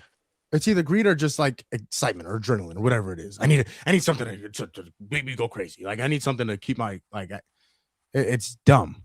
It's dumb. Yeah. Yeah. The official report from Shams Charania is a 9-year NBA veteran Malik Beasley has been indicted on federal charges for gambling related to a sports betting scheme, such as point shaving and prop bets. His attorney, Steve Haney, tells ESPN the government is coordinating a voluntary surrender of Beasley this week. So at some point in time, it sounds like he's going to surrender himself. He will be behind bars and, awaiting a trial, and we'll see what happens, man. It's disappointing to see things like this in the game that we love. And the fact that people are willing to risk their livelihood and their freedom to gamble and try and throw these games. Really disappointing, like you mentioned, DLO. And hopefully the NBA really puts its foot down and says, you're going to pay. This is not okay. Like, you will pay for doing these things. Just set an example for, okay, if you ever decide to, for any players in the NBA or coming into the NBA, if you ever decide to do something like this, these are the repercussions that you will have. This is what you will have to face if you do something dumb like this. And now Malik Beasley is facing things like that, alongside with Terry Rozier and Chauncey Billups and Ed Davis and company. So my father always told me, D-Lo, you got to live with the decisions you make, man. You do. And now Malik Beasley is living that live and in the flesh. There is. D-Lo, that is going to conclude this episode of Gumball Sports Machine. What an episode. I mean, this was jam-packed, D-Lo. It sure is. And just want to close out here by saying shout out to Mbappe, who's going to win that golden boot. Yep. My dog. My dog. Yep. I'm calling it now. He will win it over Messi. Yes. He will win it over Messi. It's going to happen. Oh, just and we're going to they won today. We didn't talk. We haven't talked much about FIFA. We haven't talked much about the World Cup. Yeah, we've been waiting on Kevin, and he refuses to hop on the pod. He's the literal World Cup guy. I've tried it. I tried to hit him up, and I said, "Hey, Kev, you know soccer, brother. Can you come on and talk with us a little bit about the World Cup?" And well, you see where that's resulted. We've still yet to wait, or we've still yet to see Kev make an appearance. But we'll get him on eventually. We'll get him on here eventually. Yeah, but just wanted to give a quick shout out. Mbappe, he's gonna win that golden boot. France may go all the way. Yes, sir. Oh, boy, D-Lo, you were smart, man, D-Lo. I knew you were smart, and you just continue to prove me right every day. So shout out Mbappe. Every time the World Cup, oh, I say every time, especially last time, he had the hat trick in that World Cup final. Oh my yep, lord, he about to do it amazing, again. amazing. And This if, guy, listen, I'm telling you, they're gonna win it all this year. France They're is gonna going win back it to all. back, or not back to back, but they're gonna win it all. Like They're they gonna won it in they'll be 2018. back. Yeah, for sure. And then they were supposed to. He had a hat trick in 22, and then yeah, the team failed him. Yeah, Let's just they keep did. it real. But they got But a stacked team this year, D'Lo. They but got they're they got Elise. I they're mean, they got some they're so deep, dude. they got some bad boys down there. Yeah, They got they do. and as So I'm yeah, now it's Luke Kennard highlights on the TV. It's making me happy. yeah, and this doesn't negate the fact that we still care about the American soccer team. A little bit, Yes, I guess. yeah, but we We're, don't root for we're him. pretty we're pretty You know, cool. Yeah, we're not yeah, rooting for him though. we're not rooting for Shout him, out, but we're shout not out rooting against him. Mbappe. Yeah. Yeah, Shout out Mbappe. See, Yeah, I knew you was great. I knew you was great mind. Great minds think alike, brother. You know what I'm we sure saying? do. We sure Oh, do. my dog, my dog. So go France again. I'm not rooting against the U.S. unless they're playing France, but I digress. I digress. That is going to conclude this episode of Gumball Sports Machine. Thank you all for watching. For everybody in the comments, whether it was first of all BBF, who is still live on TikTok. So after we're about to close this show out, and if you need something else to watch, you need to go check out BBF on TikTok Live. He is fantastic. I make an appearance there once a week on Mondays, and it's absolutely fun. Yeah. It's a great time. Yeah, and you know what? Where's my invite? You know what I mean? Where's that at? David Logo. Well, you will be there on Monday. BBF. Oh, what are you doing Friday? We'll talk. We might have to talk off. Oh wait, if you have plans I Friday. mean, I don't actually know. I don't think so. Oh, we'll talk off the air then. But I don't know. I don't really know yet. Okay, but I'm a very we'll busy talk more guy. about that next Monday. Next Monday, D'Lo, you need to make an appearance. I can't make Mondays. That's why I thought we were gonna go Tuesday, but it's fine. I I go bowling Mondays. That's Go right. bowling That's right. Mondays. That Yeah. is very true. Who D'Lo? And David and Logo, and, and let me tell y'all, I do be bowling. elite bowler. I would say elite bowler. I would say slightly above mid bowler. So like B tier. Yeah, I'd say good B minus to C plus tier of bowling Okay, is what I am. you know, a little humility, D'Lo. You love to A see it. little humble, yeah, a little humble. Love to see it. But yes, D'Lo, you absolutely have to make an appearance. We might be doing something on Friday, so we'll talk. I don't know if he's announced anything like that yet. So, but we'll talk about it. But go check out BBF on TikTok. He's streaming right now. Again, BBF Holiday on TikTok. Go check that out. We are done here. We are closing it out. Again, thank you all for watching. Shout out Dano. Sorry we didn't get to his comment, but he was talking about who got the better pick, Suns with Ko or Heat with Giannis. Well, we obviously know the answer to that. I love Ko Pete, but he's not Giannis Antetokounmpo. Shout out Yassine, and of course, shout out my guy Yeah, BBF. he is. Koa P next, Giannis Antetokounmpo. D'Lo, Not even remotely close, but like, yeah. All right. Well, that It's Giannis. Giannis we're talking about. Come on. Giannis is amazing. But Jen, shout out everybody who watched, shout out everybody who tuned in, and shout out everybody who's tuning in after and watches all the clips and watches all the videos. Much appreciated. But as I always say, as I always tell you, I love you. You matter. You have a purpose. If nobody else is going to tell you that, I will strive for happiness and be grateful for what you do have instead of upset about what you do not have. Life is short, but please appreciate every minute, every second that you have to be blessed with on this earth, that you bless everybody in the world with your presence on this earth, no matter who you are. And D'Lo, if you don't mind, this. Of course, I don't mind. As the last day of June comes around, shout out to all of the men for Mental Health Awareness Month. Yes. Again, go talk to somebody. Reach out. Not alone. You're not alone. Never alone. You can even talk to us. Go hit us up. Instagram, Twitter, whatever you want to hit us up on. We're available. Right. So shout out to Men's Mental Health Month. Shout out to the end of Pride Month. Whichever way you lean, be you. be happy, be you. Yes. You know what I mean? Whether that's, straight, you lean, one way or the other, politically, sexually, whatever that may be you. You know what I mean? Be That's all I gotta yourself. say. Be yourself and be proud of it. Be Yep. proud of And it. whoever likes it, they'll like it. And if you don't, you know what they say. Go suck a toe. Yep. Great, wise words, Jamal. Yes. Put that in the bio. Put that in the IG bio. Go suck a toe. But with that, I'll stick up for Tones Like. Go like, comment, subscribe.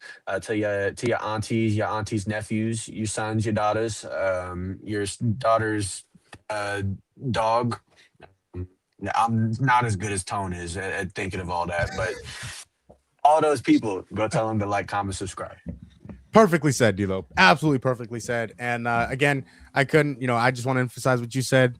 Happy Men's Mental Health Month. Again, you're not alone. DLO, you family. You family. And everybody who watches, man, y'all family too, man. Just let me know if you need somebody to talk to, man. I'm a great listener. I pride myself on being a great listener and trying to help people get better, man. So please, if you need somebody to talk to, if you feel like you're alone, you're never alone. You got me, you got DLO. Hit us up on social media. Of course, Tone and Kyson, man, they also family. Hit them up.